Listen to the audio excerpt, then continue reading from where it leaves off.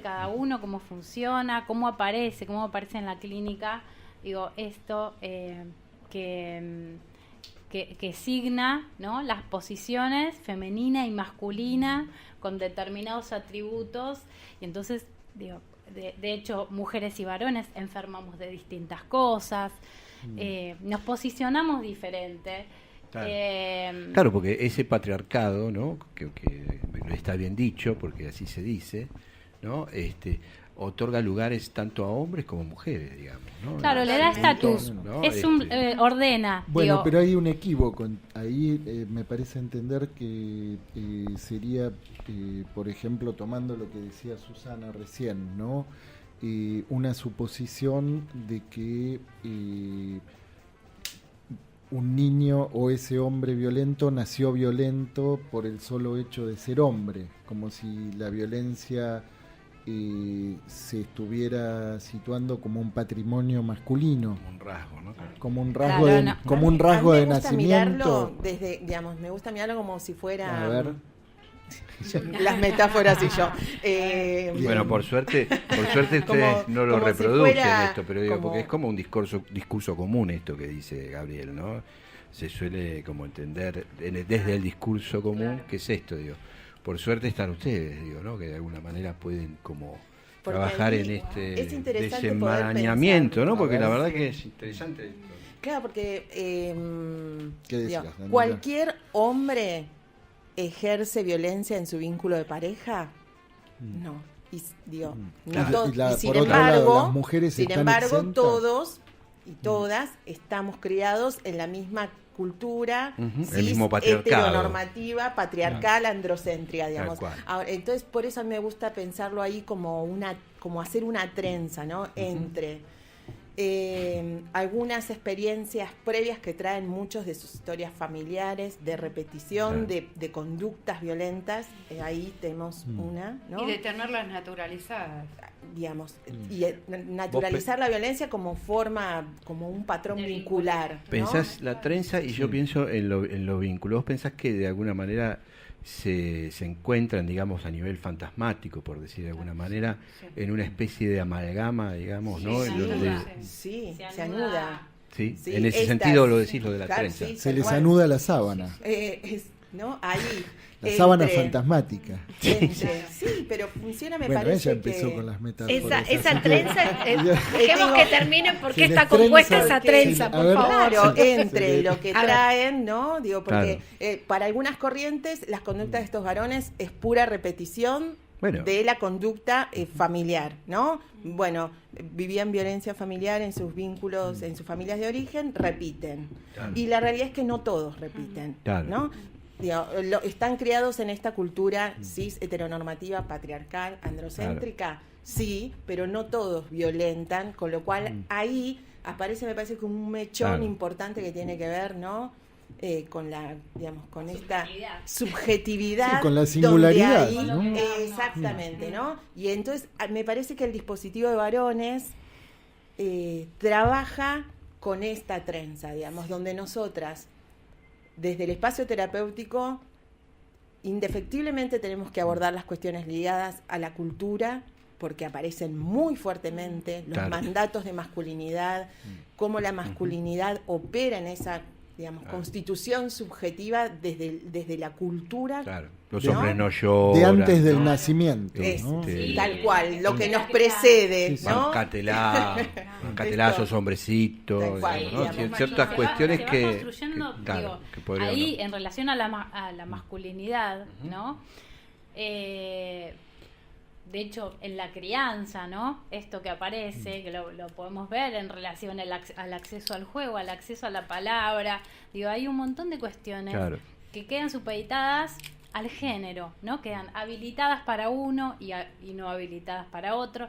Y en relación a los espacios de varones, algo que me parece muy importante, y es que el acceso a la palabra o el ser escuchados, el poder hablar de lo que les pasa, claro, de qué sufren, ¿no? Y la verdad que eso es. Y el poder ¿de qué sufren? Y el poder conectarse con lo que sienten es lo que les cuesta. Claro. Sí, con ¿Y el sentir. ¿De qué sufren? ¿Les tomó de sorpresa algo en relación a ese padecimiento en por amor. particular? No, pero bueno, puede ser. No es chiste. No pero es qué amor. No es poco, ¿no? Claro. ¿Qué amor? ¿Qué es eso que hace sufrir así? ¿Hay alguna historia en particular que les... Bueno, eso es lo que decís, Susana, lo que sienten en relación al amor. Más, ¿no? Yo lo que digo que les cuesta mucho, si uno le pregunta ¿qué sentiste en ese momento? No saben. Le cuesta ubicar, le cuesta ubicar como si no tuvieran palabras para eso. Cuando uno empieza ahí a indagar, a acompañar, ¿no? Ahí pueden empezar a sentir. Sí, sentí esto, pero les cuesta mucho conectarse. De hecho, hacemos una técnica grupal que tiene que ver con un dígalo con mímica del sentir, de sentimientos. Y cuando llegan al amor, no lo saben transmitir. Qué interesante. Sí, eso es. Entonces, wow.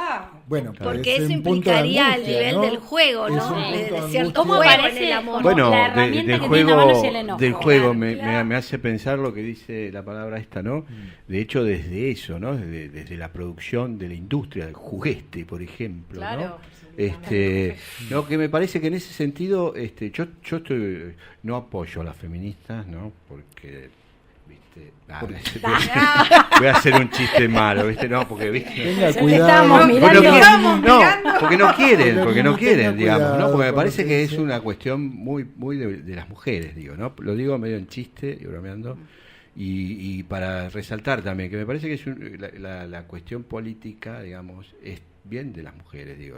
Siempre lo fue, históricamente lo fue, y el hombre tiene que bancarse, que está fuera de eso, digamos, ¿no? En términos de discurso. Ahora es un discurso que ordena todo. A ver, perdón.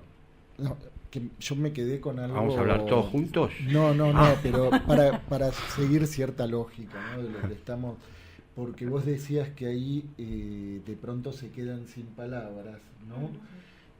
Parece que en el encuentro con algo que tiene que ver con la fragilidad subjetiva, ¿no? Se toca ahí un punto de angustia con el que el hábito es tramitarlo por la vía de la violencia, ¿no? Claro. Entonces, cuando eso se toca, pero se abre una pregunta en relación a qué palabras ponerle a eso, bueno, falta. Bueno, parece que ustedes se han encontrado con situaciones de mucha angustia, ¿no? Y tiene que ver un poco también otra vos decías que con qué nos encontramos, ¿no? Sí. Y tiene que ver con esto también de que el hombre se dedica a trabajar y a traer la plata. Claro. ¿No? Y la mujer se dedica a estar en la casa, o sea, eso es lo que el patriarcado... Y juega con los autitos. Entonces, y con la muñeca en la nena. Hay un papá que decía que él a los hijos no lo veía, los besaba cuando estaban dormidos. Entonces, no tiene, después de tantos años, no tiene vínculo, no sabe cómo acercarse, ahora son adolescentes, y no tiene manera porque él tampoco lo vivió. No se construyó. Claro. Hay un vínculo que no está construido desde la amorosidad, desde el hijo que esté despierto y que haya una ida y vuelta. Entonces ese papá llegaba de trabajar, no sé, 20 horas, le daba un beso a su hijo y ese era todo el contacto. Y el hijo ni se enteraba del beso que le daba el padre. Pregunta, ¿cómo se puede hacer? Dice, ¿cómo no me enteré de todo esto que estoy aprendiendo antes?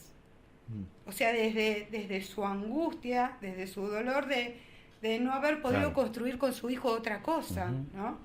Sí, en ese sentido creo que ¿no? Porque vos resaltabas un poco, ¿no? La importancia que le dabas también al discurso, no sé si llamarlo político, de lucha, digo, no. Porque me parece que en algún punto también es trabajar sobre las representaciones, ¿no? Digamos, ¿no?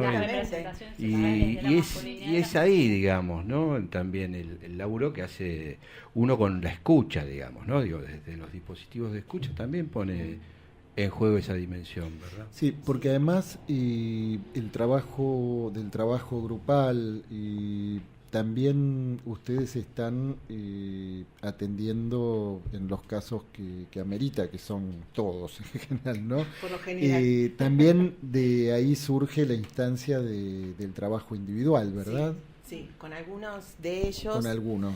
Frente a determinadas circunstancias, se toma la decisión de que en simultáneo o directamente, como de modo exclusivo, el abordaje sea individual. Claro, porque aparte hay que sostener la palabra en ese tal cual. Digo, y esto a su vez con un nivel de complejidad muy alto, y ahí hay una puesta en valor, ¿no? Me parece tanto del dispositivo grupal como de la instancia individual, de poder sostener a estos varones en la complejidad, además de sus actos y en su deseo de querer posicionarse en otro lugar, de todos los avatares y de las complejidades que tiene digamos, todo este proceso.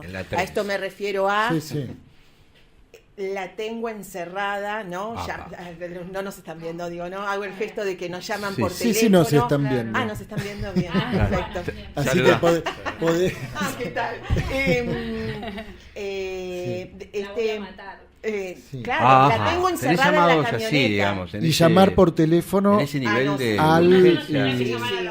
y de alguna manera llaman por teléfono a gente del equipo, de alguna manera, ¿no? Mirá qué bien instalados bueno, eso habla de... ¿no? Porque ahí aparece de grupo, ¿no? un llamado al otro, ¿no? Que funciona, claro. Una red, tenemos un grupo de WhatsApp, cada grupo tiene su instancia de WhatsApp. Y está funcionando esto. Y ahí es importante, me parece, también dimensionar cómo entonces los dispositivos de varones funcionan como un sistema de protección de red ampliada a la protección a las mujeres. Porque ahí donde un varón, estando en un dispositivo grupal, si nos llama y dice, la quiero matar, o la tengo encerrada, adentro, tengo encerrada, y en vez de seguir actuando, puede hacer como hacer ese pequeño movimiento de llamar, y la reacción del resto de los varones, ¿no? ¿Dónde estás? Ahí vamos. Sí, porque es protegerlo a él también, ¿no? Por supuesto. Porque, sí, claro, digamos, es la a ver, ese hombre si se convierte en un asesino, por ejemplo, en el caso de que tenga hijos, al mismo tiempo queda destituido como padre, ¿no? Por supuesto que está en primer lugar esa protección de quien puede en ese momento sufrir el daño, ¿no? Que es en ese caso el caso de la mujer o de los chicos. Pero digo, ahí es interesante porque además eso seguramente tiene efectos muy fuertes para los otros hombres del grupo, ¿no? Sí, eso querías decir, ¿no? ¿Qué pasa? Susana, justo estabas por resaltar ese aspecto, digamos. Digo que es maravilloso, ¿no? Entre comillas, ¿no? Esto de que ellos puedan, en ese momento, bajar y hacer un llamado, y cómo los demás funcionan. ¿Dónde estás? Te vamos a buscar. Ojo, o sea, cómo todos tratan de contener. Entonces, es importante, es muy importante que ellos en ese momento comienzan a registrar lo que les está pasando, ¿no? Y ahí buscan... Lo pueden ver de afuera, ayuda, ¿no? De algún modo, lo pueden ver. El grupo funciona como un espejo, ¿no? También, ¿no? Claro, y ese es el grupo. Y ahí donde la palabra, ¿no? Donde la palabra no aloja, donde de alguna manera hay alguna falla ahí en la posibilidad de poner en palabras, digamos, ¿no? El grupo tiene como su función, ¿no? Sí, porque después se tienen que volver a encontrar en el grupo, ¿no? Sí. Y que se se produce. Va haciendo una mirada. Y ahí también, va ¿no? siendo tal cual, es toda una mirada en relación a digamos, y funciona, ¿no? Esto, como decíamos, como un espejo, y es un gran cuerpo grupal que perdón. Dale. que le va devolviendo, y a su vez cada uno de ellos se va pensando. Cada uno de ellos, ¿no? Bueno, acá nuestra operadora en psicología social, respecto a la grupalidad puede decir muchas cosas, pero es esta esta cadena donde se arma de identificaciones, donde ninguno esta de ellos mutua representación interna, no pierde la individualidad y va a su vez pudiéndose pensar. Como una función, ¿no? También. Y reposicionándose. Sí, se pueden regular, también, se pueden regular entre ellos. Sí, lo interesante, no sé, creo que vamos a ir a un próximo tema musical, ¿le parece, Yo no le dije Bellorini? nada, pero si usted